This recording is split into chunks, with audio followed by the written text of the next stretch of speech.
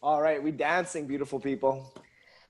Welcome back to the Winner's Circle, everybody. I am really excited for this conversation. We're going to do things a little bit differently this time. We have two guests who have already been on our podcast, Dr. Mark Cheng and Sam Pogue, and we are here to have a conversation about race. We are all of part or whole, full Asian descent, and we're all from extremely different backgrounds and how we grew up as Asian American. So I'm very interested to see kind of other lenses of experience. So Derek, if you would please go ahead. Absolutely. Well, I'm so excited to have our two guests on. As you mentioned, we've had them on before. So just a quick introduction of both. Dr. Mark Chen, creator of Prehab-Rehab, Tai Cheng, and K3 Combat Movement Systems, and Sam Pogue, former director of strategic partners at Onnit, former VP of brand at True Coach, and sports performance coach to some of the world's top athletes, including Philadelphia Phillies star pitcher Jake Arrieta. Welcome back to the Winner's Circle, you guys. Thank you. Thanks, guys. Pumped to be here. Yeah, it's going to be an exciting conversation. Let's just start talking a bit about our background with race and culture. Myself, I am half Chinese Canadian and half French Canadian. Taiha, do you want to maybe talk a bit about your background? Yeah, I am half Vietnamese, half white. My mom is from Vietnam. She has a crazy story. She escaped during the Vietnam War after multiple tries, like when she was 14, 15, 16, kind of being in the hull of a refugee boat for 5 days as a teenager, kind of thing you see in the movies. So she's from a very different culture than I grew up. And then she met my dad, who's originally from San Jose, California, and they met in Hawaii. So I don't know, Hawaii is kind of like a different country than the mainland, which is what I didn't even know that we called the mainland, and that the mainland doesn't call the mainland, because it's just the States to them. So it was very interesting growing up there because the majority of people are Asian, and the white people are actually less common, are the ones who are a little bit, we call them the haoles, the foreigners. That's what it really means in Hawaiian. So definitely a very different experience than I think all of you came from. So I'm stoked to hear and share what that difference is. Yeah, absolutely. And then my background is I'm second generation Chinese Canadian. My dad, he was born in Canada. My great grandfather actually came to Canada after the Chinese Immigration Act was repealed. So that was like a really racist law by the Canadian government that pretty much banned Chinese from Canada after they brought them in to be like slave laborers to build our Trans-Canadian Railroad. And then as soon as the railroad was done, they basically kicked all Chinese out. After World War II, that Chinese Immigration Act was repealed, which the Canadian government has since publicly apologized for. My great-grandfather came to Canada. And then when my grandparents, my grandma and my grandfather were 18 and 19, they came to Canada with absolutely no money. And they hustled and paved a way for my dad and my aunts to get education. And I grew up pretty privileged in a really predominantly white culture. So I'm really excited to hear more about race from the two gentlemen we have on. So Sam, maybe you talk to us a bit about your background. You have a really unique story as well. Yeah, so as far as I know, I am Korean. I was born in South Korea. I was born actually 3 months premature and abandoned and was in an orphanage my first 8 months and then was adopted to the States. And both my parents are Caucasian. And I grew up in a really small rural town in Washington State, Kelso, Washington, which is right by Mount St. Helens, and grew up in a very blue collar industrial, driven town and high school football kind of thing. And so, I had, there were kids of different races, but there was a handful of us, right? Like a couple Asian kids, 1 or 2 black kids, a couple Mexican kids. And that was about the extent of the diversity that we had through the city, right? Like just, it wasn't a lot. And then the other side of town, there was the more white collar version of town. we had like 2 cities right next to each other.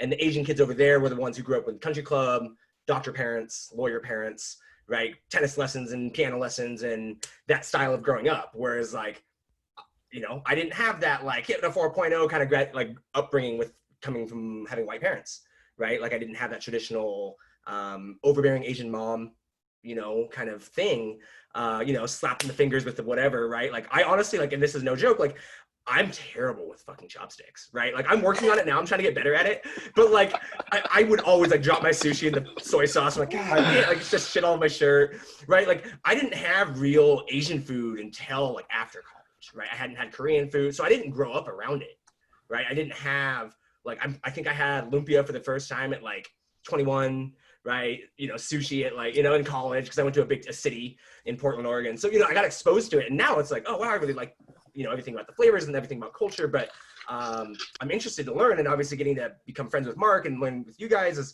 to be exposed to more culture, right? Like, you know, a common friend that Mark and I have is Mira Gracia up in Portland. And she exposed me a lot to Korean culture because she grew up with Korean parents and Taekwondo kind of upbringing. And one of my other clients that I used to train, her dad was actually another Taekwondo instructor.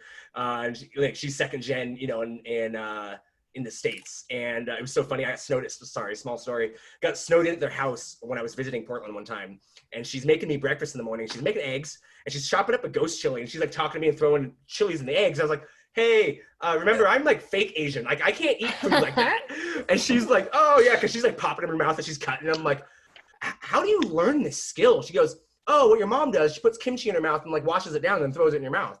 And I was like, oh, that's why Korean people can eat fire, like straight fire food. And I'm like, because the Koreans, and so it's just so interesting to get exposed to it now, to where it's like I've been in restaurants where like, just give me food that is spicier because they assume I want it. And like, you know, I've had a gentleman pinpoint where I was born walking down the street, right? And I was like, wow, that was not creepy at all. I mean, it was kind of cool, but kind of creepy, right? So yeah, I just didn't get that real traditional Asian child upbringing, I guess you would say, to classify it. And so I really intrigued, because I actually don't know a whole lot about it from what I've seen outside of from other people or stories from other people. So yeah, very different version of what I think you guys probably grew up with. Mm-hmm. Cool. And yeah, we all have such varying backgrounds, which is going to make this conversation really interesting. And then now, Mark, let's hear about your background. Wow, for myself, full-blooded Chinese. My parents immigrated, and I was born and raised in Delaware, semi-rural Delaware, the Delaware of the 70s. So pretty much right after civil rights. It's interesting because Delaware is one of those states that was like kind of right on the border between North and South. So like depending on who you talk to in Delaware, they'll either like call it a Union state or a Confederate state. And there are certainly more than a few good old boys that I grew up with. So racially, it was interesting. I mean, or I should say culturally, it was interesting. Coming up as a kid, there were precious few Asian families that I grew up with. But, you know, over time, like it certainly more and more. But yeah, it was definitely a time during then, at least in the early 70s and the 80s, where you stand out as an Asian like a sore thumb. So yeah, that's kind of my early years. It's so interesting because, as I talked about earlier, like I had the exact opposite experience, because Hawaii, it's predominantly Japanese and Chinese, and pretty much is full Asian, you know? And because I was half Asian, I was on that kind of borderline. And I think Derek has spoken to this before, where half, he's like part of one group and not part of the other group, right? And I didn't ever feel like I wasn't wrong. I feel like I had this outward appeal that is kind of this exotic look that like fit in well with Hawaii. But in Hawaii, I was known as more because everybody was so Asian. And then I moved to California for school, the Bay Area, went to very, very white school. And then some people thought I was full Asian. So is it hard for you guys to hear me? Yeah, you're really choppy. Oh, darn. Okay. Continue the conversation. I will be back.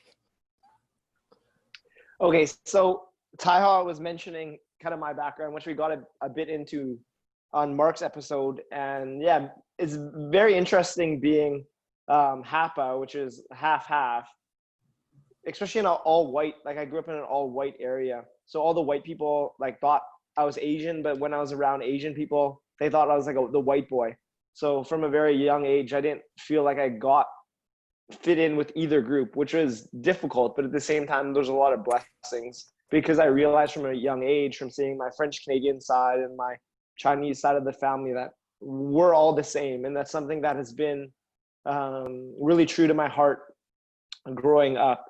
Sam, what was it like for you being Korean, growing up in an all-white neighborhood? Did you experience any racism from your peers? To be honest, it's interesting now to even classify it as even generalized to be specific towards Korean, like identifying as Korean, right? Because when you don't grow up with anybody different, you don't associate it differently, right? Because like for me, you know, as I got older and, you know, got to interact with more people of different Asian ethnicities, you realize that, oh, people, like there's characteristics that you can tell, like of lineage, right? Like you can tell someone's Chinese versus Korean. And I haven't honestly spent enough time around multitude enough with people to know the difference at all, right? So it really got exposed to me, the differences past, like, you know, where I grew up, it was like you were just Asian, right? Like it was just a classification in general, whereas there wasn't a specificity to it, right? Where there's only two of you, right? Like it's not going to be a specific, right? And so that became a very interesting thing as I got older. Like, oh, you're Vietnamese. Oh, that's a whole different thing. Like I recognize it's a very different thing, right? Where you grow up, the country, how you grow up, but like the way it was expressed to me growing up was it was just one thing, right? And then, you know, you see it on TV, you see it in the way it's personified in the only outlets that I'm going to be exposed to, and that's through media. And so I was just having this conversation, Mark, with Gina last night, to where Asian for me growing up was you see martial artists on TV, you see very quiet, very passive humans, very studious, right? I think of the racial profiling, not that being Asian doesn't have negations towards it and that others don't, but in retrospect, a lot of it too, in the current age, it's like, oh, people are going to assume you're probably pretty smart, you're good at math, right? Like you get those kind of stereotypes. Like no one's assuming I'm going to rob the store when I walk in the building, right? Not that I haven't had that kind of experience, right? With someone like locking the door around me kind of thing, but like, bro, you're locking your door, I'm in like in Lululemon, you know what I mean? Like I'm walking down LA, right? Like it's just someone being like a guy, right? Or whatever. So for me, it was not experiencing that there was differentiation, right? Even food-wise, like you don't know that there's Japanese food at the mall food court and then there's Chinese food at the mall food court, right? Like that's what I knew as Asian food, right? But like, oh, that one just has like this type of fried chicken with spices on it, and that one has this kind of fried chicken with spices on it. Like that's what Asian food was to me, right? Was like Safeway Chinese food, like mall style Chinese food, and it was like, I mean, it was fine, like I enjoyed it, right? But it wasn't like I didn't have traditional kind of experiences in that regards. And so for me, like my first time I ever was, I understood racism or understood being profiled was I was in kindergarten, and this kid, Michael, used to make fun of me. He used to make fun of me for having a flat face and that I look like a cookie. And what did he say? He called me Chinese. And I went home crying. And my dad, if you guys know me. So like my dad has my humor, but is way more reserved than I am. Like it's not going to be boisterous. And he just looks at me, he goes, why are you even upset about it? He goes, you're not even Chinese. Just tell him you're Korean. And I was like, oh. And I just was like, not even Chinese, I'm Korean. I just like walked away. I was like, and that was kind of it, right? And it was like, and I don't know whether it was like my personality, as I mentioned earlier, like what we experience is that, you know, that when you grow up, an Asian kid is usually, or an Asian person is usually quiet, more reserved, in that kind of socio profiling of that, what's that, stereotype, there we go. And so I think for me, some of my personality came out of maybe resisting that because it was easier for me to fit in, right? Like I noticed early with that experience with that kid, Michael, because I also noticed, like, was like, wait, this kid doesn't have any friends. Like the kids in kindergarten, I was like, I have all the friends. Like I have all the friends in class, right? Like this kid has no friends, right? Because I'm me. And I'm like, why do I care? I just don't care. But it quickly became like, if this is how people are going to treat you, right? Like I noticed really early that the one thing a lot of people as they get older lack is self-confidence, right? Whether that's to raise your hand at work, to express an idea, to be animated, to really be confident about your idea, right? Like self-confidence is a thing a lot of people really lack, especially as you notice it in your late 20s and 30s. And as I'm getting older, I'm like, holy shit, that's like the one thing I have, right? Like, I wasn't necessarily very good at school. I'm not musically inclined. I wasn't that great at sports, right? But I'm like, oh, but I can work really hard, put myself in social situations, right? And I think it just got, the character of who I am got changed because of what you would expect from an Asian kid when you see him to like, holy shit, this dude's like really fucking loud, right? Like he needs to calm down. Like how many Red Bulls do you chug a day kind of person? And for me, it was about kind of making that shock factor to command or maybe demand a level of respect or command that people don't stereotype me for any way. Like I don't want you to assume I'm a certain type of person, right? You want to think I'm quiet and reserved and I'm not going to stand up? Nope. I'm going to tell you right now, I'll be the loudest one in the room. If you want to play that game of who can get the loudest, I'll play all day, right? So I don't know, as I get older now, I'm like, I don't know if that became a defense mechanism or just a skill I learned, because growing up, I grew up with the son of a youth minister. My mom was, ran the church. So I'm learning how to talk to Grandma Betty at church, to the special ed kids, to running Bible camps, to speaking at mass, and then I'm on the baseball, I'm in the community events, right? So you learn to talk to people. Grandpa was on city council. So it was like shaking hands and kissing babies all the time, to where you learn how to just be present. Right. So at a young age, I'm getting a lot of reps at a social skill that's really, really important later in life, faster than everybody else. Right. You spend all day with high school kids when you're 6, and then you go hang out with a bunch of like old men doing the cup of coffee at Denny's kind of thing. Right. You learn how to talk. And I think that was just a skill that I really leaned into that also became a differentiator for me. So I think some of who I am is a resistance towards making sure that I'm accepted. Right. Because as you guys all know me, I'm hyper extroverted. Very rarely as I'm not accepted in somewhere, right? More often it's like, oh my God, you're like, please come hang out with us. And so it was my way of like making sure of like, oh, I don't want to be anybody to like push against me or not accept me because of my race or like have any opportunity to judge me, right? And that was the thing I just really kind of pushed into because it was like there was no other Asian kids, right? But what you see on TV, right? Like you see Mr. Miyagi on TV, like, yeah, I don't want to be the quiet, like, I don't mind like the cool things he does, but like, that's not who I am. I'm not that like quiet, bite your tongue kid, right? Like, your parents, wait till your dad gets home, wait till your mom gets home kind of thing. Right, I'm like 9. I straight up looked at my mom and said, you can't punish me without dad here. You have to wait till he comes home. And my dad comes home and be like, bro, just shut up. He goes, that makes my life so much easier. I don't know, I have to come in here and be mad at you. I don't know you're mad in trouble for it. Shut up. Right, but like, that's always been me. Right, so to answer your question, I don't know where it came from, but for me, I think a lot of it was like resisting letting myself be judged, because I recognized I had this opportunity and this skill set, because it had happened early. And then as I get older, just to put myself in situations consistently through my life to where it's like, oh, being a loud extroverted person is a beneficial skill set for you. Oh yeah, okay, go do you, right? And it's one that I think still gets some shock because it's not many, like, I think you see it, for me, I see it in like, if you see a large Asian community of people hanging out, like you go to Seattle, San Francisco, LA, right? You see a lot of Asian people hanging out with Asian people, right? Whereas like, I'm usually the only Asian kid in my group of friends and wherever I'm at, right? Unless I'm hanging out with Mark or Tai Cheng or Mira or something, like, but it's not like I have a group of 20 people that I like hang out with that I spend that time with, that cultural time with, you know what I mean? So it's really interesting to look at how I maybe developed that skill set, and maybe is that a factor of how I grew up, because I just don't have it, right? Like I used to say, like nothing used to make me feel more uncomfortable than hanging out in a room full of Asian people, because I never did it, right? I'm like, I'll get someone come up and speak to you, and I'm like, do I have a shirt on that says I speak Korean? Because I don't know what you say, and they're shocked by it, right? Which tells me that I must have a very distinct Korean look, right? And that it's very identifiable, but I'm like, wow, right? So it's been a very interesting experience, and like trying to learn more about it now, like actively trying to learn more about Korean culture, the war, right? Experiences other people have had, because just through my life and just general, it's been kind of a F you attitude. I'm just going to go take it. I'm just going to go be me, right? Whether anybody likes it or not. Beautiful. Can you guys hear me now? Better. Still a little choppy. A little bit? Just do your best. It's fine, Tyler. Okay. Here, I'll just turn this off.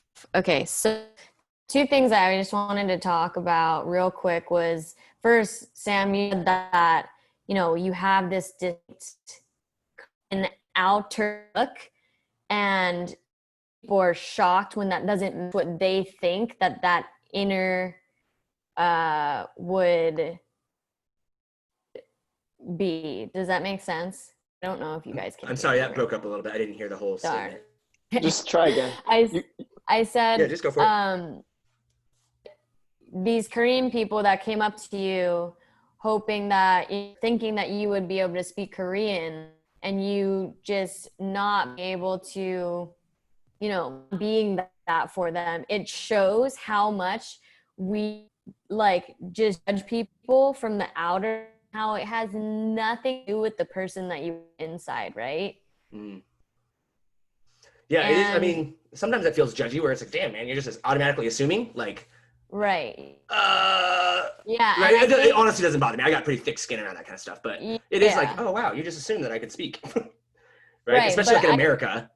Yeah, totally. And I think it, you know, we are just so, that is our nature, is the way that we have been, is to, you know, look at this person and think, okay, I'm back with the video. I don't know if you can hear me, but we've just been, you know, raised to kind of judge. And that's something that we can continuously be aware of and catch where we're doing that. And, you know, judging what we think this person is going to be, or who they're like, what they're going to be good at, or all of these things, based on what their body looks like, looks like. You also talked about how that friend, not friend, but that I was like thinking that you were Chinese, and then you realize like he doesn't even have any friends. So like the biggest thing I think that is so important in this day and age is to know that you cannot take anything anybody says personally, because if they're saying some type of racial slur like that, it is 100%, 110% a reflection of who, nothing to do with who you are, right? It's their insecurities for having differences. That's really what it is. So I think that's just something that more and more we teaching our kids, because I think people should take a lot of stuff personally. Obviously, there's things that are inexcusable that people should not be doing or saying, but we can only control what we can control, which is our reaction, right? Mm-hmm.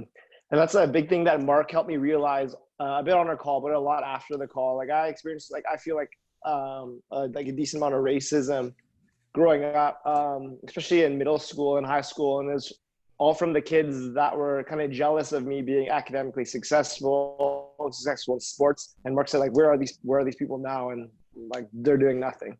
And they were targeting me because they didn't like themselves. And so that really helped me process and understand what was going on. So thank you for that, Mark. And talk to us a bit, your experience with racism in your life growing up in Delaware and beyond.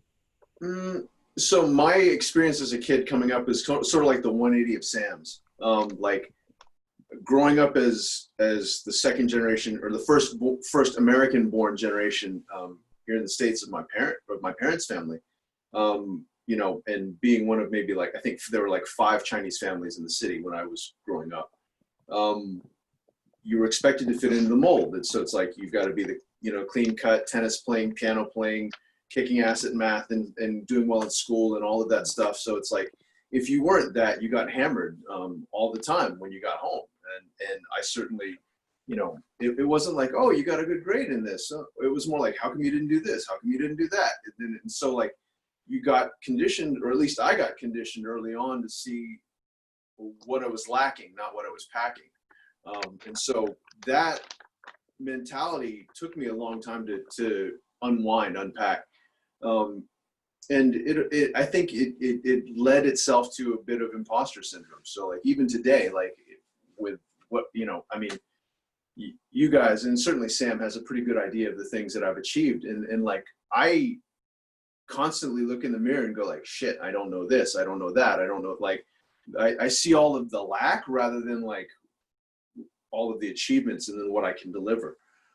So yeah, I mean, on an ethnic level, yeah, there were certainly times. I mean, luckily, the physical violence that I experienced as a kid growing up wasn't so bad that I got like massively injured. But yeah, I mean, I got into a few scraps coming up. You know, I think one of the most notable ones, like the most blatant experiences I had as a kid, was I remember there was one kid in particular that got in my face, an older, bigger Caucasian kid, and totally got right up in my face as I was, you know, coming back from, I think after the school bus dropped us off, and he said, "You're not proud of being Chinese?"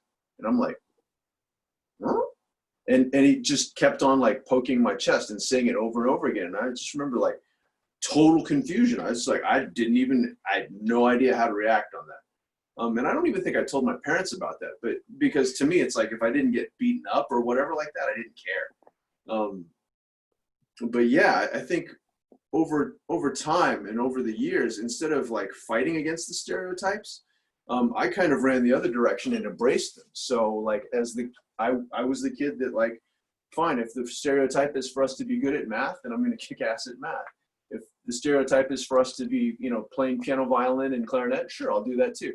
If the stereotype is for us to do martial arts, I'm going to go balls deep into martial arts. If the stereotype is for us to be like a Mr. Miyagi, like watch this shit. So like instead of fighting the stereotypes, my thought was like, let me look at what the stereotypes are and see if there's anything in there that's good, that I like, that inspires me, that resonates with me, that like that I would dig, and let me pick and choose based on those. And Taiha, what was your experience like with racism growing up in Hawaii, and then once you came to mainland? So I don't know if you heard what I was saying earlier. Can you hear me? Yeah. Okay, cool. Hawaii, I was half, right? So same as you, like much fully Asian, but I am, you know, feeling a little bit of the uncomfortable feelings for being white. I was known more as in Hawaii because everybody was Asian. And then when I went to school up in the Bay Area, I was known more as Asian, and I felt it a little bit, but I don't know. I feel like it was something that was so not apparent really to me, because honestly, everybody gets made fun of in Hawaii. So many racial jokes that, like, you know, you're Portuguese, you're Vietnamese, like all these stereotypes, and nobody cares really because they know it's just kind of from that place of love because it's so diverse there. And then when I moved to California, and I was like, wow, I'm very much so in majority white people, Jesuit school, and I don't know if I just really like didn't have the lens to take it anyway. Like I'm experiences where, you know, I could have like something was a little bit off, or, you know, I wasn't being treated as normal. But I actually cannot recall any time where I felt anything bad from it, if that makes sense. Like I think I have this very, like, people don't know what I am, first of all, like have this very mixed, like exactly half look that people actually think my blood is Hawaiian. And then they get freaked out because I'm actually from Hawaii, but I'm only Hawaiian as in people would be like Californian, you know, like that's the state that I grew up, but it's not my blood. And so I don't know if because people don't know what I really, then I feel less of the like vibes from it. Yeah. I also think it could have just been my view of races, and I didn't receive things in that way because I chose not to receive it. I'm not really sure. It's very interesting. Mm-hmm. Yeah, I could relate with all three of your stories. I could relate with Sam's stepping outside the mold, and I did that with a confident personality and trying to step outside the mold. I could relate with Mark's standing up to myself physically. I never really got physically bullied because I did not allow that. And I could relate what Taiha said about not taking things personally, but the thing is, I did take things really personally. For someone that was wanting to just fit in and belong, I just never felt like I belong. And my episode with Mark made me realize like I hold like a really big chip on my shoulder still from that. And after talking with Mark, it's been something I've been really processing. That awakening really hit me hard after we spoke, Mark. Can you talk about that and unpack that a little bit, Derek? Like, because I said this to myself, and I don't remember whether or not I echoed this to you, but like our conversation after that, we recorded that episode. I really wish we recorded it. Mm-hmm. Yeah, it really hit me hard, and I had to decompress from that conversation for a few days. I didn't realize how big that, just even when I was talking in the podcast, like one of my first memories is like when I was at like swimming lessons, and like parents like used to go up to my mom like, what is he? So like I just never felt like I belonged in any group. And then growing up, receiving racism, like whether that be on the hockey team, soccer team, school, I just never felt like I fit in. And those words really hurt me, and it's something that I've carried with me. And you helped me realize like I can let that go, like that's in the past. And the people that did that to me were, like, for example, those parents, like they weren't trying to hurt me, they're just curious. And the kids that did that to me were because they were insecure with themselves and they were unhappy with themselves. And then like in the sport, people on sports teams, like other teams, they said stuff to me like, you chink, or like, and like you flat face, like Sam said, or just kind of comments like that. Like this, they just really got to me. And I also, like what you said, like I never told anyone this. Like I never talked to my parents about this. Like I just kept this inside. And I realized like when we spoke about it on our podcast and after, it's like I've been holding on to a lot of shit. And then I just started doing some reading. Like I read Sam's post, and he recommended this book here, Why All Black Kids While the Black Kids Sit Together in the Cafeteria. So I started reading that. I just need to educate myself more on race. It's like I grew up with like all white people. Like the first like Asian, I don't even have any like Asian friends at all. Like, which is why both Sam and Mark, I'm so excited to have you on, because you're two like the first like male Asian role models that people I really looked up to that were outside of Jackie Chan. Like that's like I didn't have any Asians to look up to. Like I didn't like, so that's why I'm just really excited to have you guys on this, just to kind of talk about this, because I'm just so not familiar, and for me to understand what is going on with the like Black Lives Matter movement. I need to first understand my own race. I know a bit about the indigenous race because I have a social work education. I learned a lot about the indigenous plight, which not many people know about. But I like had 4 years of university about that, really learning about the indigenous is a big issue in Canada. I think it's I think, and I was telling Mark, and he says, I don't know about that, but I think the injustices indigenous face is worse than Black lives in Canada, but maybe not. But I'm just so uneducated on it, and I'm in the process, and I think that's important. Like there's a lot of conflict going on in the world right now, and you have to respect people where they're at, and if they're trying to move forward, like that's not enough. Not everyone has to be like a crusader. I'm doing my best, and that's, yeah. I don't know if that answered your question at all, but we could continue from there. Sure. I think one of the things that we've all got to be cautious of is not comparing trauma. Like to say like the indigenous had it better or had it worse than the blacks, or, you know, when we start playing that game of like, you know, one-upsmanship with trauma, then we're treading on very, very scary territory. I think what we need to do is actually and what's more productive to do is just say that, like, hey, these were a certain number of, or these were the injustices that this group faced. These were the injustices that this group faced. So rather than doing comparison, let's talk about these are the things that went wrong, and this is what we can do to make them right. And that's going to lend itself to a more productive conversation. Certainly, like, the indigenous folks almost everywhere, like, this is just the mechanics of history and resources, right? Like, if you look at what people do when, and certainly even in China, right? Like, let me talk about China for a second, right? Like, you kind of can see it over my shoulder. This is actually a 5-color flag: red, yellow, blue, white, and black. They represent this. And the first time I saw this flag was actually in Dan Inosanto's school, Guru Dan Inosanto. And he goes, "Hey, Doc, do you know what that flag is?" And I'm like looking around, I can identify almost every flag with the exception of this one. And I'm like,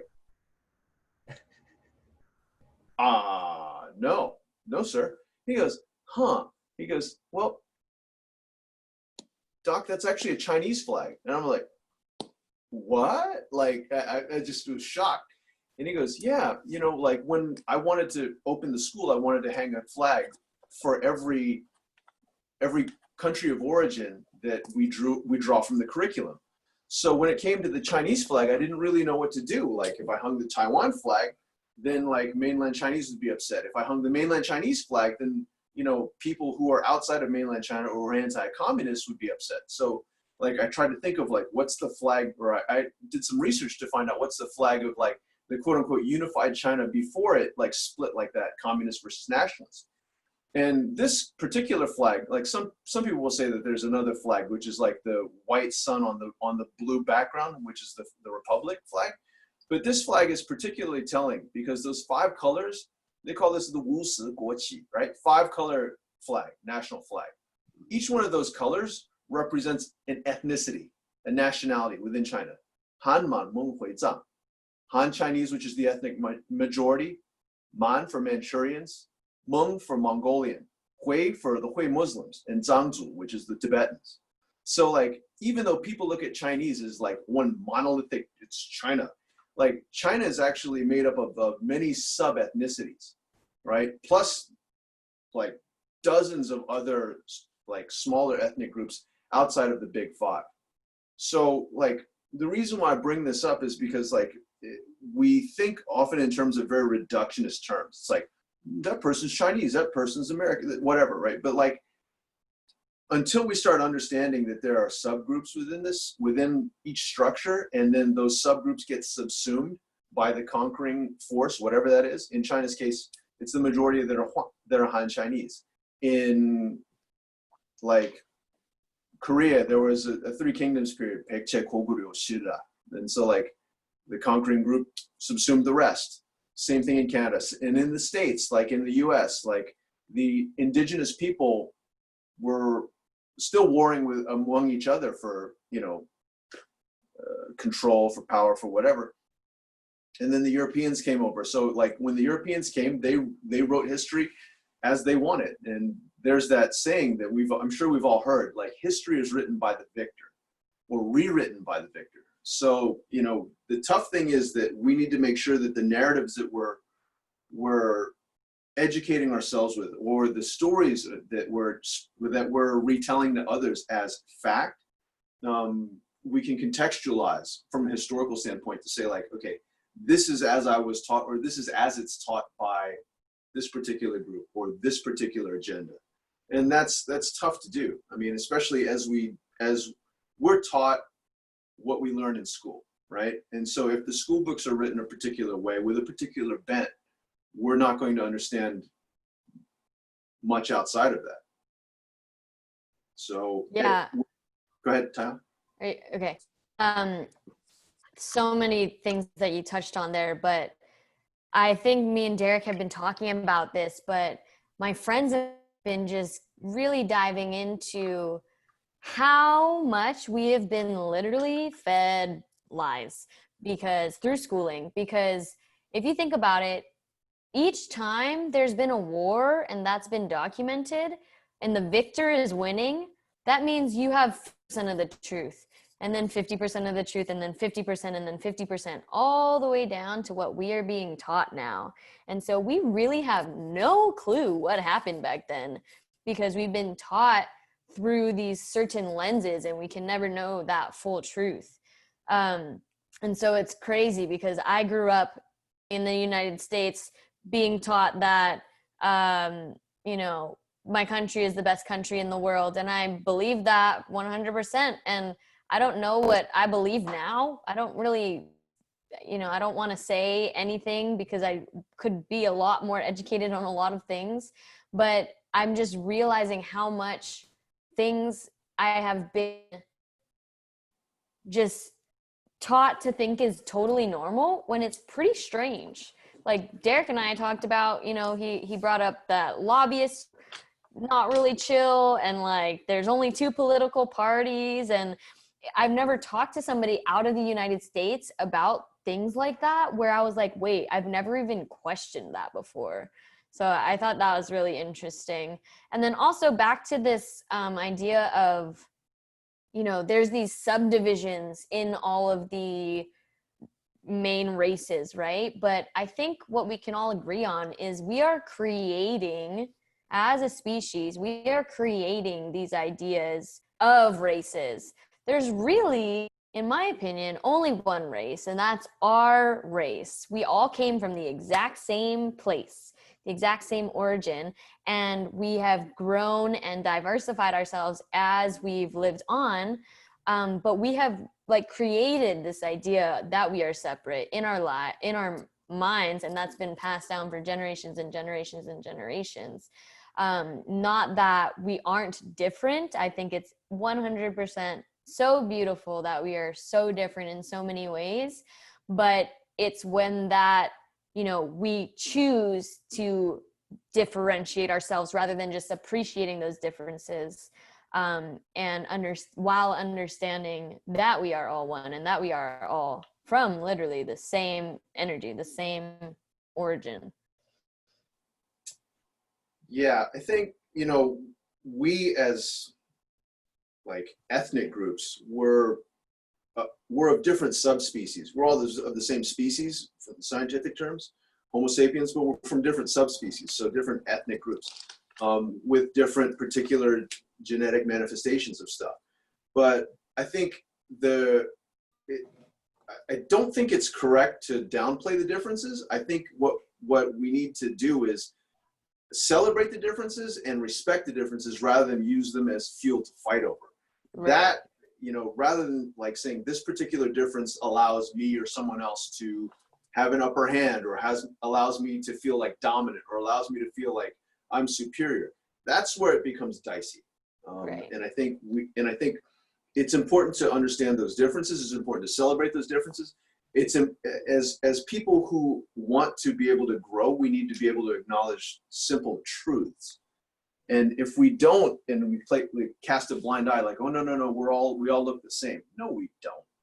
Like if we downplay our differences in order to turn a blind eye, then we're ignoring the truth. I think it's important for us to celebrate those differences, respect those differences, recognize those differences, but not to use those as leverage to say like, I'm superior, you're superior, whatever. Like that's when the competition for resources gets a little ill. Totally. Yeah. I think there's so much of this righteousness problem that we as a species have, and this power and control path that a lot of people choose to go down in their lives.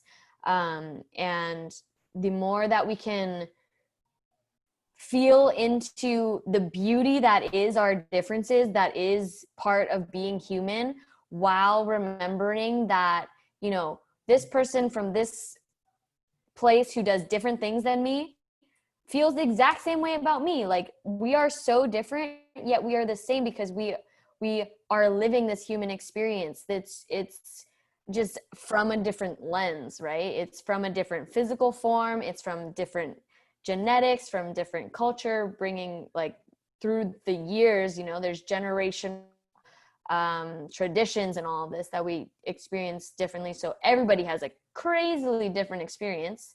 even people who are of the same race, like we're having a different experience, but we need to release the idea that anything that anybody else is doing is, you know, worse off or you know, because they're different, I'm better than you. Like, I don't really know where that came from. I guess just because some people want to have more power and control over others, and that's something that they can target. It's interesting. Mm-hmm. So Sam, you're a big reader. You the last few years you've been diving deep into the books, and I know you've been reading a lot on this topic, trying to re-educate yourself. What have you learned about what we're talking about in your re-education? As far as like learning about the understanding of what systemic racism is, and understanding where some of these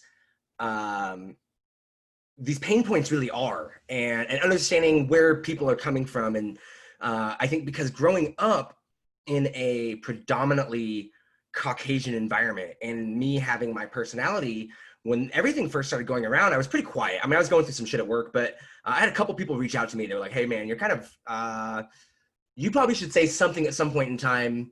You probably have too many people who look to you for something that you're not saying anything. I was like, oh, okay.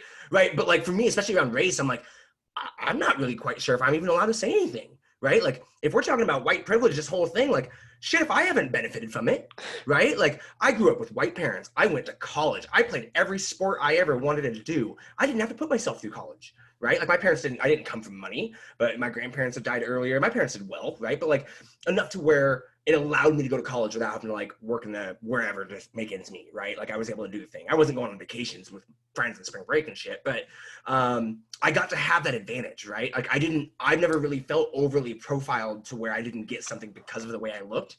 So I felt a lot of guilt around what was going on, being like, I'm pretty sure the finger would get pointed back at me pretty quick if I made anything around what's going on, or maybe even that I felt anything before, right? Because it's like, please tell me how your college educated life is really bothering you right now, right? Like is very much my reaction. And so then I started picking up books, and friends of mine are pushing or I've advised to read and to learn about it, like why all the Black kids sit together has been one, but also having a lot of conversations with people that have opposite experiences than I've had in regards. So a friend of mine, and she's Asian American and is extremely conservative. And in fact, she works for Blexit. And she's very economically conservative. And I just wanted to hear like, hey, tell me, teach me what you're hearing. Tell me what you hear, right? But also with the idea of like, everybody's got a skewed idea, right? And I know this is, it's TV, but like I look at something like House of Cards, right? And politics. And it's like, have you guys seen House of Cards? I'm sure you guys have seen at least early episodes. And it's like, politics is like, I scratch your back, you scratch my back. I don't really care about that thing, but like you help me out over here. So it's playing the game, right? Business operates in the same way. So I'm like, I don't really even know what's real, to be honest. By the time I digest any information from a media outlet in some capacity or from someone, it's digested. So I look at everything's been skewed in some capacity, and I'm willing to hear it, knowing that there's a through line in some capacity of their message. And then I want to hear the other side, and I want to gather as many resources as I can, right? So talk to someone hyper conservative, a very Republican, works for Blexit. And then I talked to a friend of mine who grew up in my hometown, and she grew up in a mixed family. She's half Black, half white. And she does events for Microsoft, right? She runs a pretty kick-ass job and has a pretty cool career. But she came from she did Teach for America. And I was like, hey, Dee, and her mom is like on city council, very high authoritative woman. And like, Kathy's just known as a not take a bullshit kind of woman, right? So like Danielle also has a very like type A personality, go get shit done. Like, let me put it in context. Like my graduating class was like 300 kids in high school. Immediately following high school, only 14 of us went to a 4-year college. More have gone since and done the thing, but like not many people went to college kind of thing. So like where I grew up, it was very much about getting you out of high school, more so than it was about doing things. So like her and I are very successful coming from our hometown, right? Doing what we do. And I was like, hey, how do you feel about this? Tell me what's going on. Because she's also very liberal. And so we just had a couple of really great discussions around how I should process this, because I also want to be aware of like, hey, I have some feelings around this, but I don't know the whole picture. because I didn't come from the picture, right? I don't come from a zone of having felt racially profiled. And it was interesting, Derek, when you said that, to look into the world and see someone, to have mentors that aren't Jackie Chan, right, in TV, right? It was very interesting. And I don't know whether it was because I just didn't grow up with any, but I didn't look for that. Like it's never a thing where I looked on TV. I was like, I don't see anybody that looks like me to emulate, right? Because I was just kind of, it just was like and maybe just because I just didn't see it enough. I have no idea. But it was really interesting that you said that. So my perspective around what I was trying to learn was, what's the big picture of information coming in, and how do I need to learn how to start filtering it? Because I also have to understand, like, how much time am I going to be pushing into like reading this, right? Like if we're looking at educating ourselves, like, okay, how much, if I have this much time around fitness and personal development and business and all the things I do, right? How much time can I really jump into this all the time to where I can speak to it intelligently? So the way I always want to operate from this is, sure, here's my experiences and what I felt and what I've seen, but I want it to always come from a lens of like, I don't have a great picture, right? Like I'm excited to learn this. I love talking to Mark and hearing Mark talk, because I'm like, I learned so much about just Asian cultures, right? Across the board. I'm like, wow, I don't know any of those things, right? Like, I don't know like a whole lot about the Korean War outside of that it happened and, 38th parallel or 39th parallel, North Korea, South Korea, right? Like, I don't know like the intricacies of why it happened. I didn't know why, a bunch of these statues everybody's taken down, like, they were Confederate leaders that they were throwing up in regards to this, civil rights movement. Like, oh shit, I didn't know that at all, right? Like I went to a private Catholic university and we had Lewis and Clark on our university because they went through our campus, yada, yada, yada. But they were getting torn down.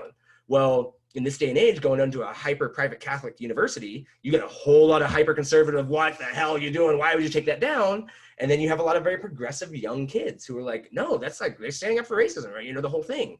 And so to watch like the social media feeds on like my university was like, holy shit, I don't know anything. Like I can't even chime in, right? Like I might have a lot of confidence and people see that. Like I had this very aggressive hyper jump in, like, let me go fuck some shit up if I know the answer. But if we notice, I only do it to topics I know, right? Like I'm quick to be like, yeah, I don't know. That's not my zone. I don't know that, right? Why would I try to jump into that? So with these topics, like, I think I have unique perspective, especially in this circle, having come from that background. But the emotional tie to feeling it, sure, I know what it's like to feel prejudiced against, but so does everybody else, right? Women feel that all the time, right? People who are overweight feel that all the time in different regards in that capacity. So like, I don't look at it as like mine's different, other than like, sure, like it's unfortunate. We're asked to go through so many emotional growth periods in our life when we're adolescents, when we have like no skills to do so. It's really unfortunate. But like a lot of the traumas we have are from that adolescent era where people are making fun of you and trying to separate themselves, right? Like, so a lot of what I'm looking at is like, yeah, anything that I feel is probably in the similar regard that I felt that someone else has. It's a different thing, I guess, because I can't feel for you. I can empathize and feel like, man, I'm sorry that it affected you. I'm sorry that racial profiling affected you in a negative way that prevented you from being who you are. But I also look at you now, Derek, and say like, okay, I also see Derek for like, this hyper over embracing, loving human that's like expressive of gratitude and appreciation all the time is a result of that personality, of that upbringing, right? Like that episode of my podcast with Shane Hines, like you learn a lot about Shane Hines, about why Shane is Shane in that episode, don't you? Right? Mm-hmm. Like, when you get beat up all the time, that's why you're the person that uses just the emotional hug every time you see him, right? Mm-hmm. So like, I see it, I'm like, I also see that as like a thing that while it sucked, I'm so sad that it happened, but it also gave you a defining personality that makes you you, right? That other people don't have this amazing gratitude and this amazing appreciation for life, having had a trauma that was paralyzed, right? So like, I'm like, oh shit, like it sucks that you went through it, but like, fuck man, you wouldn't be Derek Payne without going through that shit, right? So to answer your question, like it's really hard for me to have an emotional tie to any of the feelings past, I can feel that you felt it, but I didn't go through enough of it personally, I guess, or was willing to let myself feel it, right? Because I think a lot of my personality too is like, I don't need to feel that, like get it away from me, right? Why is so, because a lot of it too, I would say is like, I haven't associated heavily with Asian culture, right? I've leaned really into Caucasian culture, right? So if we're looking at it like, man, I recognized early, like, I want to eat a lot of foods. I want to get bigger. I want to get stronger. I want to get faster, right? I want to play that game. So, man, for me, it was really hard to look at the situation and feel anything other than like, yeah, how have you not leaned into the culture that you're in? But at the same time, right, like, I can't really be upset about it, right? Like, the other option for life for me was growing up in Korea, maybe surviving in the streets in an orphanage, right? And like, what would I be doing? I sure as wouldn't be fucking training Jake Arrieta and traveling the world and getting to rub shoulders and hang out with Tai Cheng when I'm in LA and go, you know what I mean? Like, that's not a life you get to live when, right? Like, and so for me, I look at everything I do as on borrowed time, right? Like, oh shit, this is all gift. This is all house money, right? Because I won so early on by not growing up in that orphanage and living on the street in Korea, right? That it was like, nah, I can put up with that because I get this, right? I have great parents who embrace me, right? I got to grow up in an environment where, you know, if I had an idea, it was like, try it, see what happens, right? Unfortunately, as a young child in the woods by yourself, it's like, let me see how big of a bike jump I can build before I crash. And my dad's like, yeah, that's gonna hurt. And like, oh, yep, that hurt, huh? Yeah, great, you okay? Yeah, right? Like, it was just kind of how I grew up with that kind of experience. And so for me, it was really stepping into this, like, this is what's around. Let me find the easiest way for me to operate and be me and not look to what I don't have or look to what's been against me. But I know for me personally, I can get better at becoming more aware. I can learn about what's happened in the past, which can help me understand with why someone else might have this difficulty doing a thing. As I've gotten older and experienced more people, you know, we're all in fitness and health to some capacity. And sure, I want to help someone eat more broccoli and go on more walks and do more meditation and do those things. But as I'm like, yeah, I don't really give a shit if it's like you're doing kettlebells or barbells or whatever. Like, I care that you move your body and do the thing, right? So then I'm like, wait, it comes down to behavior change, right? It becomes down to like your emotional tie. And then I'm starting getting deeper into it to where, oh, the difficulty you have stepping into this thing that you really want for yourself is a stem or as a maturation of this experience you had as a kid of how you were treated and not being embraced and this not being supported in what you did, right? Like, I grew up with parents who was like, oh, I want to see if I can make milk a certain color. So my dad bought me a bunch of food coloring things, right? And I'm like, right? And it's like, oh, you're gonna be a doctor? Yeah, I think I want to be a doctor. Okay, cool. Right? Oh, you want to be this? Yeah. So that's so powerful. I realize now because kids don't have that, right? I was recently in a group of people that someone came up and they brought up the idea that they had a fear of failing something before they started it. And I remember I stopped. I was like, wait, what? What did you just say? And they're like, yeah, I don't want to start it because I might fail. I was like, but you haven't started the thing yet. What are you talking about? And everybody kind of looks at me because they think I'm kind of being a dick about it. I was like, no, wait, stop. I'm not trying to be mean about this. I'm seriously asking. The thing, why you're worried about tomorrow before tomorrow, right? There's nothing you can do about it. And they're like, you don't have a fear of failing? I was like, no. Why? I suck at everything at the beginning, right? Like, if we suck at everything in the beginning, punches in round 1 hurt a lot less than punches in round 12. So let me just jump in there and see how hard it's going to be and figure out what's going on and then decide how hard I want to go into it, right? But for me, I don't have to be good at everything. I just want to know someone else who is good at the thing, right? So it became this very unique process for me around being okay with what I bring to the table and learning what I don't bring to the table and embracing others for what they do bring to the table, right? My lack of empathy sometimes comes from like, man, I know you're smarter than that, be better than that. I know you can go chase that, go do the thing, right? So that's where I'm getting really caught up to where don't let you feeling subjected because you're Asian and you didn't get to become the thing you wanted to become. Fuck that, who cares? Who fucking cares? That person's mad at you because you're taking action, they're not. That's very much where I get caught up.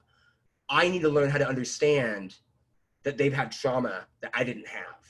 They've gone through experiences that are going to prevent them from having those lines of dialogue from their brain to their body to get up and do, right? Mine have only been reinforced. You want to try that thing? Sure, try it, see what happens, right? And then all of a sudden you learn to lean into it where like I'm debating maybe launching this like networking and business development course and this fear of failure and this overcoming self-limiting beliefs. And I'm like, wait, I don't know how to teach that. I literally don't know what to say because I can't just say be me. Right? That doesn't work for anybody at all, right? And as I'm getting older, I see that. I'm like, just be more of me. Oh, you can't be super annoying and loud. Okay, cool. And so like the power of Google, how to overcome the fear of failure. And you just start looking at all these videos, these YouTube videos, these blogs. You're like, holy shit. This is where all this comes from, right? This feeling, this sensation of not being good enough, to not be able to do something based on how you look or feel or what you sound like or what you look like, right? That judgment. Right? And that's so hard. That's so sad because humans are fucking amazing and we have the power to learn anything at any given time at any moment, right? YouTube, everything is there, right there. And I'm like, I just want people to embrace it. So yeah, my goal to answer your question, man, I'm sorry, is just to learn and to get better at feeling other people's experiences because I know for me, it's a big part of my personality is the fuck you attitude about it. Is like, don't feel that, right? Why would you let anybody tell you what you can or cannot do? Right? I failed 8th grade math, and my dad looked at me and says, dude, you can get D's and C's, and you can work at the paper mill like me and have a great life. Or he goes, you can get A's and B's and go do whatever you want. And I was like, oh, yeah, okay, right? And I didn't have to 4-point. I got like a 3.8 in high school. I was, you know, like I was a mediocre student, but I was in all the clubs, did all the things. So to embrace that, and I think if we can get to a point where we, you know, give people more positive reinforcement or understand where that came from, how to source that, I think would be really helpful in this journey that we're all in. I feel so blessed I didn't have to go through it. So now it's my turn to learn what makes me, what experiences did I go through that gave me this skill set I now possess that I realize is a gift. And how do I turn around and share that to people who haven't had that experience?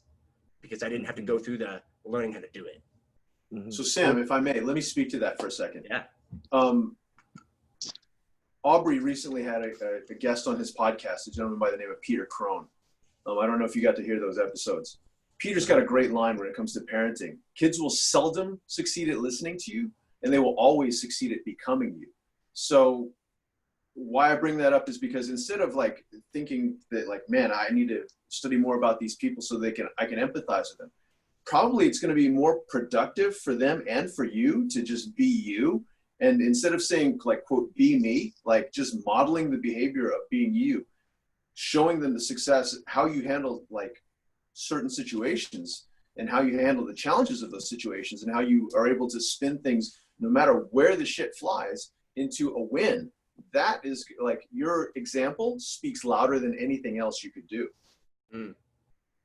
Just yeah, a thought. it's been interesting going through that because I have been going through this unique identity journey, if I will. You know, going from Onnit, you know, where I reinvented myself, moved from Portland to Austin, to then True Coach coming to Boulder, and to, you know, just now I got let go, and now I'm going to venture on my own. I'm going to do my own thing, launch my own fitness programs, like, because I'm looking at it going, if any of you thought that I couldn't got off the wagon at any point in time from these companies and built an online training business like the rest of you, or I teach the rest of you to do, you're all mistaken of who I am. Because not only can I do it, I can do it better, and I can do it well, right? And I can do it in a way none of you could have even imagined, right? And I'm going to get hyped up over it because I'm like, I've worked too fucking hard to get to where I am to not celebrate that, right? A lot of people right now, they're messaging me like, bro, why don't you just take this time to chill? I'm like, do you know me? Do you think I can chill?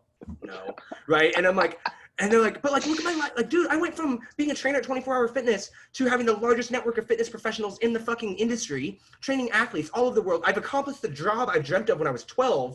By the time I'm 33, right? Like, why would you want to chill? That I get to do things I really fucking love doing. And that becomes very special. And for me now, you know, I grew up as a kid, like I played sports, I made teams, I was good, I'm athletic, but I was never the star player. You know, in my high school baseball team, I sat on the bench, I did the book. Right, I shagged balls, and role players a lot of times. So I've always kind of had this like, damn, here's just the role I'm at, and I'm gonna go. So it's been interesting now as my career's accelerated through fitness to get to a point now to look at myself and say, wow, you're at a spot where you can lead and teach. I know I deserve opportunities because I work fucking hard, and I won't take that away from myself, right? I'm like, I've worked 40 weekends a year for the last 7 years. Like, let's play, right? Let's go. But to be at a spot to where to have, you know, I was just on a podcast recently, our kid, Matt Choi, reached out to me and he's like, dude, I just think it's so cool that you're Korean and in this spot that you're in career.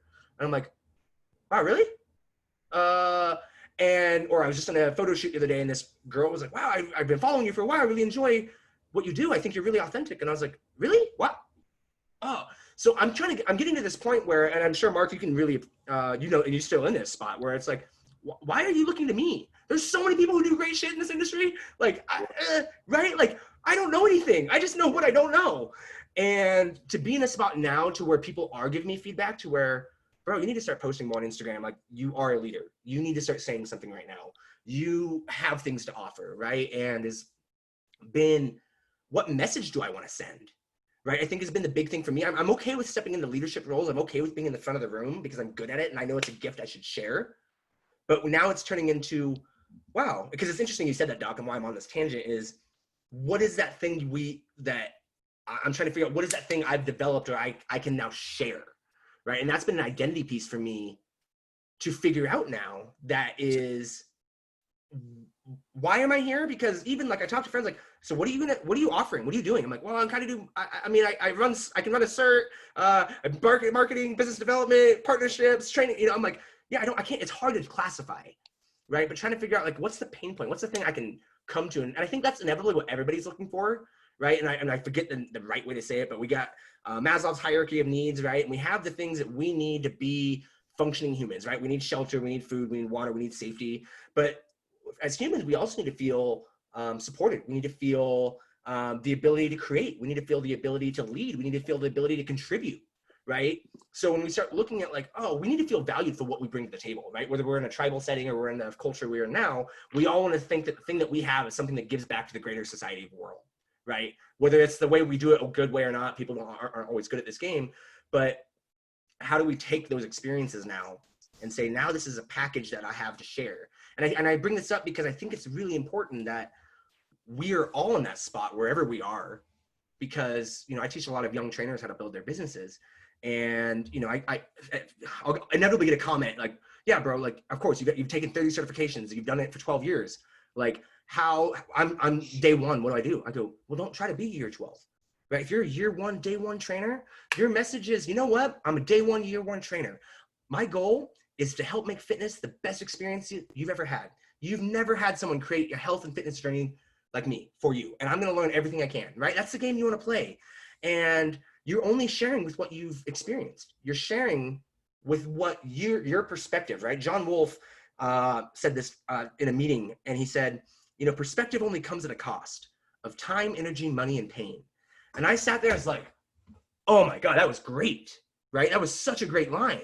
Because inevitably, everything that we all have to share, especially while we're all here, is based on the experiences that we've had in hopes of the way we saw something, the way we handled a situation, the way we stood up to a scenario is going to grab someone by the short and curlies and get them to go, wow, I didn't know that was possible. I didn't know that someone could be that way. I didn't know that that could be a thing. And it's been interesting to get those responses now to where, you know, for me, it's still shocking. And Mark, you've been in it longer where you've been in this phase, but to where people like reach out on Facebook and they're like, oh my God, I can't believe you replied to me. Right? I'm like, oh, dude, why would I? Like, I'll be on the podcast. I don't care for sure. Right? I'm happy to be on everything.